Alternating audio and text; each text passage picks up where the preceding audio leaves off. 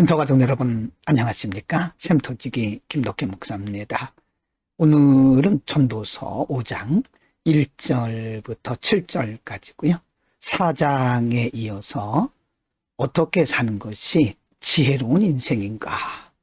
1장부터 3장까지에서는 하나님 없는 인생이 얼마나 헛된 것인가를 말씀하고 4장부터는 위로는 하나님과의 관계에서 또는 아래로는 사람과의 관계에서 어떻게 살아가는 것이 지혜로운 삶인가에 대해서 말씀하고 있습니다. 오늘 본문 말씀을 통해서 하나님과의 관계 또는 이웃과의 관계, 더 나아가서는 자신과의 관계에서 어떻게 지혜롭게 사는 것인가, 지혜에 대해서 오늘 배우고 또 실천하는 우리 모두가 되기를 바랍니다. 5장 1절입니다. 또는 하나님의 집에 들어갈 때에 내 발을 삼갈지어다. 가까이 하여 말씀을 듣는 것이 우매한 자들이 재물 드리는 것보다 나으니 그들은 악을 행하면서도 깨닫지 못함이니라. 하나님의 전에 들어가면서 삶은 말씀을 떠나고 불신앙적이고 때로는 우상을 숭배하면서 예물을 드린다 해도 그 예물은 하나님 앞에 의미가 없다. 그래서 우매한 자들이 재물 드리는 것보다는 훨씬 더 말씀을 듣는 것이 낫다라고 말씀합니다.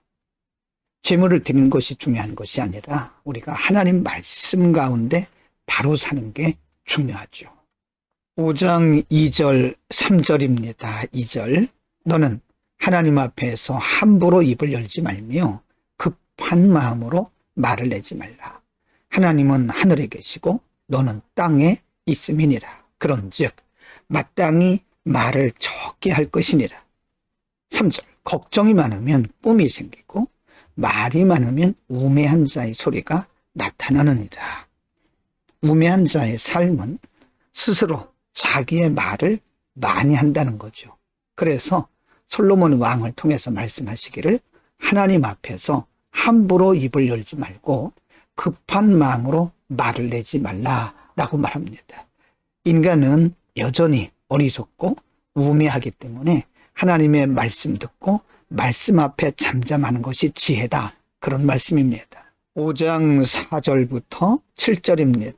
4절 내가 하나님께 소원하였거든 갚기를 더디게 하지 말라. 하나님은 우매한 자들 기뻐하지 아니하시나니 소원한 것을 갚으라. 5절 소원하고 갚지 아니하는 것보다 소원하지 아니하는 것이 더 나으니. 6절입니다. 내 입으로 내 육체가 범죄하게 하지 말라. 천사 앞에서 내가 소원한 것이 실수라고 말하지 말라. 어찌 하나님께서 내 목소리로 말미암아 진노하사 내 손으로 한 것을 멸하시게 하랴. 7절 꿈이 많으면 헛된 일들이 많아지고 말이 많아도 그러하니 오직 너는 하나님을 경외할지니라. 소원에 대한 말씀이죠.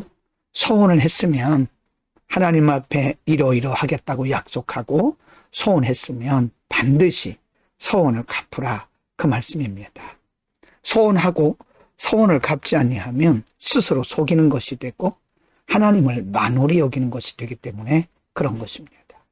우리는 인간이기 때문에 연약하고 다급할 때는 여러 가지 약속들을 하고 심지어는 소원도 합니다.